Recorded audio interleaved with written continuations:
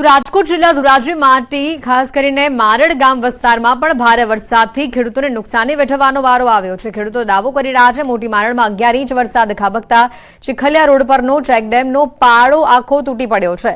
અહીંયા પાણી વહી જતા જેના કારણે ખેડૂતોના જે ખેતરો છે તેમાં પાણી ફરી વળ્યા છે। તો બીજી તરફ રોડ ઉપર પાણી હોવાથી ખેડૂતો પણ પાણીમાં ફસાયા છે। ખેડૂતોનું કહેવું છે કે ચેકડેમનો પાળો તૂટતા ઘણા ખેડૂતોના ખેતરોની અંદર જવા આવવાની પણ તકલીફ પડી રહી છે।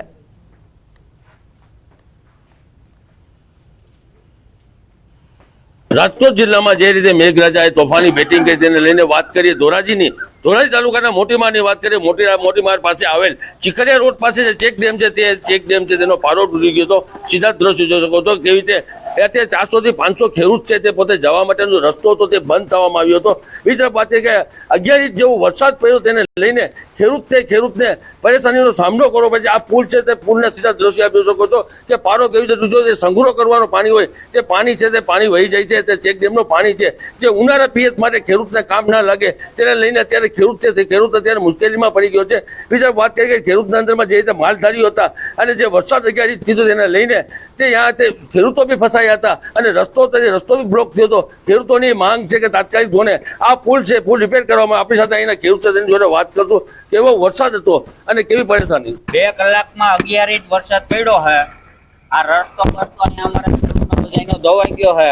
ઓછામાં ઓછા 400 થી 500 ખેડૂતને આવરો વાડીનો બંધ થઈ ગયો છે અને અમારે ખેતી ઉપર જ બધું છે। અટણે જવા આવવામાં બધી એવડી તકલીફ છે અને અડધા તો વાડીઓમાં હોવું પડ્યું હતું 2 દિવસ સુધી તો ખાધા પીધા વગર। માલધારીઓ તો બધાય ફસાઈ ગયા હતા કેમ કે એ લોકોને તો બાયણે નીકળવાનો વેત જ નહોતો આવ્યો પણ ખેડૂત ઘણા ફસાઈ ગયા હતા। એકી સાથે જે વરસાદ થયો એટલે એ નુકસાની થઈ છે। તો એના માટે આજે આપણે જે કરવાનું છે એ અત્યારે જે કાંઈ જેના આમાં આવતું એ કરી દઈએ। ખેડૂતો એવું કહી રહ્યા છે કે વરસાદ તો સારો થયો પણ વરસાદ સારો થતા ખુશી બી છે। બીજી તરફ વાત કરીએ પાકનો સાવ ધોવાણ થઈ ગયો છે। જે રીતે વરસાદ 11 ઇંચ એક ધારો વરસાદ પડ્યો તેને લઈને તે જે પારો અત્યારે તૂટી ગયો। આપ સીધા દ્રશ્યો કેવા દ્રશ્યો છે આપ સીધા વીજ પોલ છે તે વીજ પોલ બી ધરાશાય થઈ ગયા હતા અને અંધાર પર છવાઈ ગયો હતો। જે રીતે 11 ઇંચ વરસાદ પડ્યો તેને લઈને અત્યારે ખેડૂતો એવું કહી રહ્યા છે તાત્કાલિક ધોરણે આ પુલ છે રિપેર કરવામાં આવે તો ખેડૂતોને કોઈ પરેશાનીનો સામનો ન કરવો પડે। મુનાફ બકાલી, ન્યૂઝ ગુજરાતી, મોટીમાર। દ્વારકાથી સમાચાર છે। વરસાદે વિરામ લીધો પરંતુ હજી સુધી ઘણા વિસ્તારોમાં પાણી ઓસર્યા નથી। દ્વારકાના મીઠાપુરમાં હજી પણ પાણી ઓસર્યા નથી। રહેણાંક વિસ્તારો હજી પણ પાણીની અંદર ગરકાવ છે। વરસાદી પાણી ભરાતા લોકોને હાલાકી વેઠવી પડી રહી છે।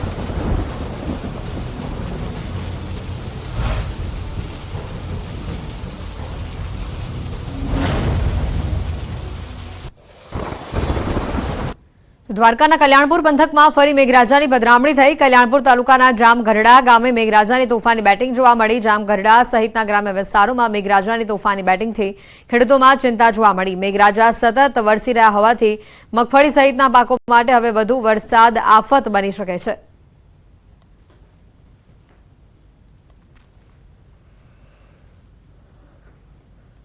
દ્વારકામાં છેલ્લા 2 દિવસમાં ભારે વરસાદ જે વરસ્યો છે જેને લઈને હજી પણ અનેક જગ્યાઓ પર પાણી ભરાયેલા જોવા મળી રહ્યા છે।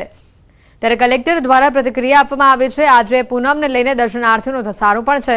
કલેક્ટર દ્વારા જણાવવામાં આવ્યું છે કે સતત વરસાદ અને દરિયામાં ભરતીના કારણે પાણીના નિકાલમાં મુશ્કેલી આવી રહી છે। ત્યારે દ્વારકા આવતી બસોને હાથીગેટ પાસે ઊભી રાખવામાં આવી રહી છે। એટલું જ નહીં ઝડપથી પાણીનો નિકાલ થઈ શકે તેના માટે મામલતદાર અને એનડીઆરએફ સહિતની ટીમો પણ કામે લાગી છે। પાણી પુરવઠા વિભાગે રાજકોટથી મોટી કેપેસિટીના પંપ મંગાવી પાણી નિકાલની કામગીરી હાથ ધરી છે। ત્યારે દ્વારકા આવતા તમામ યાત્રાળુઓને શાંતિ જાળવવા અને સહકાર આપવાની અપીલ કરવામાં આવી છે। દ્વારકામાં જે હાથી ગેટ છે, ઇસ્કોન ગેટ છે, એની આસપાસના વિસ્તારમાં જે પાણી ભરાયેલું હતું આ ઉપરાંત દરિયામાં ભરતી હોવાને કારણે અને વરસાદ સતત ચાલુ હોવાને કારણે પાણી નિકાલમાં થોડી મુશ્કેલી આવી રહી છે। આપણે જે એસટી બસો આવી રહી છે તે હાથી ગેટ પાસે ઊભી રાખીએ છીએ। આપણો એવો પ્રયત્ન છે કે પાણી જે રોડ પર કે નીચાણવાળા વિસ્તારમાં ભરાયેલું છે ત્યાંથી તાત્કાલિક ધોરણે તેનો નિકાલ થાય। દ્વારકા શહેરમાં વરસાદ આફત બનીને વરસી રહ્યો હોય તેવા દ્રશ્યો છે। ભદ્રકાળી ચોક વિસ્તારમાં હજી પણ વરસાદી પાણી ભરાયેલા રહેતા લોકોને હાલાકી ભોગવવી પડી છે। દ્વારકા પાલિકાની પ્રી મોન્સૂન કામગીરી માત્ર કાગળ પર હોય તેવો ઘાટ ઘડાયો છે। ત્રણબત્તી ચોકથી રબારી ગેટ સુધી પાણી ભરાયેલા છે।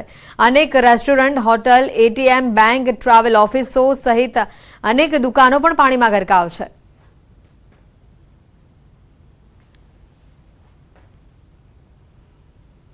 ગીર સોમનાથથી વધુ સમાચાર આવી રહ્યા છે। ભાલકા તીર્થમાં હજી પણ પાણી જોવા મળી રહ્યું છે। ધોધમાર વરસાદથી અહીંયા વિસ્તારમાં પાણી ભરાયા છે। ભાલકા તીર્થ મંદિરની ચાર તરફ પાણી જ પાણી જોવા મળી રહ્યું છે। વેરાવળના અન્ય વિસ્તારોમાં પણ હજી પાણી ભરાયેલા જોવા મળી રહ્યા છે।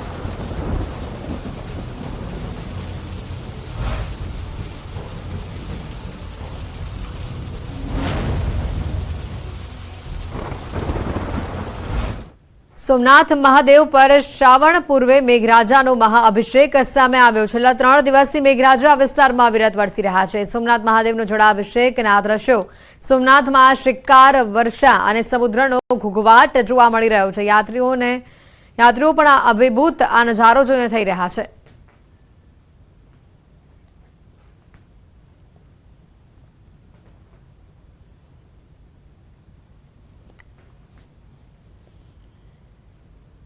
ગીર સોમનાથના વેરાવળના ગ્રામ્યમાં ફરી એકવાર મેઘરાજા મહેરબાન થયા છે। ચોથા દિવસે મેઘરાજા અહીંયા વરસી રહ્યા છે। ગઈકાલે બપોર બાદ વરસાદે વિરામ લીધો હતો, પરંતુ આજે ફરી એકવાર ધમાકેદાર વરસાદની આ વિસ્તારમાં શરૂઆત થઈ છે। વેરાવળના નાવદરા, ઇન્દ્રોય, સુનારિયા સહિતના ગામોમાં છેલ્લા અડધો કલાકથી ધોધમાર વરસાદ ચાલુ છે। સતત વરસતા વરસાદથી ખેડૂતો પણ હવે ચિંતિત થઈ રહ્યા છે।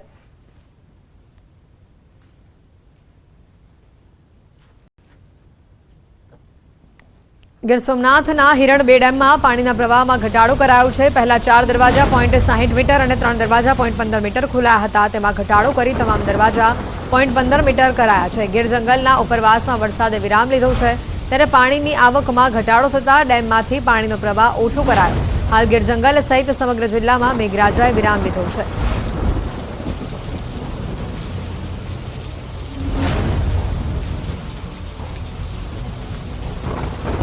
પોરબંદરથી સમાચાર આવી રહ્યા છે। કોસ્ટગાર્ડનું દિલધડક રેસ્ક્યુ ઓપરેશન હાથ ધરવામાં આવ્યું। ગેબોનની કાર્ગો શિપના ક્રૂ મેમ્બરનું રેસ્ક્યુ કરવામાં આવ્યું। કોસ્ટગાર્ડ એરક્રાફ્ટથી આ રેસ્ક્યુ કર્યું। ક્રૂ મેમ્બરની તબિયત લથડતા મદદ માંગવામાં આવી હતી। દરિયામાં ખરાબ હવામાનની વચ્ચે રેસ્ક્યુ કરવામાં આવ્યું। ક્રૂ મેમ્બરને મેડિકલ સારવાર અપાઈ હતી।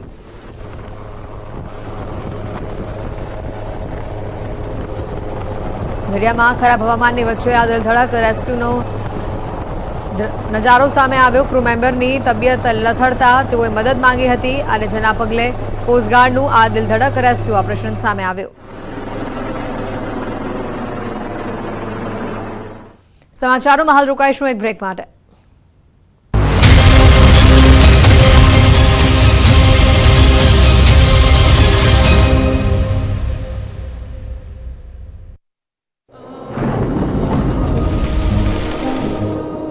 જળવાયુ પરિવર્તનનું જોખમ આપણા દરવાજે પહોંચી ગયું છે। હવે જરૂર